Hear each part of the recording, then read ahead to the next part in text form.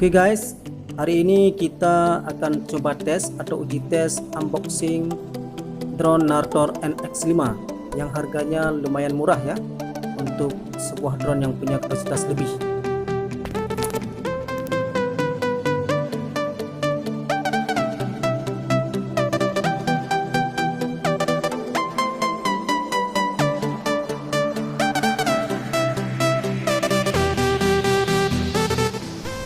Nah, ini dia drone-nya, sudah kita unboxing, kita buka.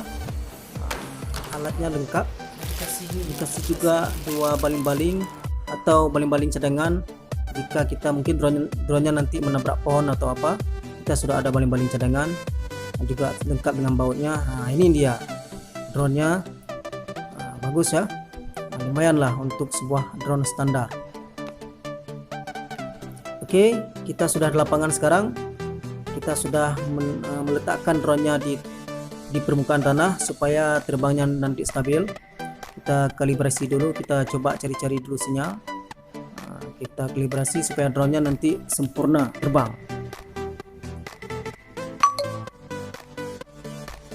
Setelahnya kita setel di HP. Kita cari dulu wifi-nya. Jaringan wifi-nya kita sambungkan. Kalau sudah ketemu jaringannya, langsung kita sambungkan ke drone atau pesawat drone yang sudah ada di depan kita. Kalau dia sudah tersambung, nanti langsung kita buka aplikasi SIRC yang disediakan khusus di Play Store untuk pesawat drone Nartor NX5 ini. Ada pilihannya juga, ada yang HD, Full HD, dan ada yang standar videonya. Bisa kita setel di sini, lengkap dengan menu-menu GPS dan beberapa menu lainnya yang bisa kita gunakan untuk drone ini. Jadi kita tes dulu kalibrasinya. Kalibrasi berhasil. Wifi juga sudah terkoneksi dengan bagus, artinya GPS sudah terkoneksi. Sekarang kita coba terbangkan. Kalau sudah siap, ready to fly, langsung kita coba terbangkan drone-nya.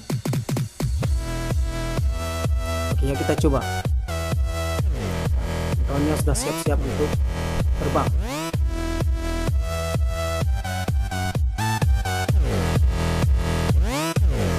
Nah, ini dia sudah terbang, walaupun tidak jauh, hanya beberapa puluh meter. Kalau drone DJI Phantom dia akan terbang hingga beberapa ratus meter, karena ini GPS-nya GPS standar, mungkin terbangnya hanya sampai 80 meter saja. Tapi cocok lah untuk pemula, untuk kita belajar menerbangkan drone. Kita coba naikkan ke atas lagi, apakah dia mau naik sampai ke atas sampai sejauh mana. Nah, kita bisa lihat di bawah kanan hasil videonya dari drone Nartor NX5 ini. Agak goyang ya, walaupun agak goyang, tapi lumayanlah untuk sebuah drone yang standar atau drone murah ini. Oke guys, sampai jumpa lagi di tutorial selanjutnya.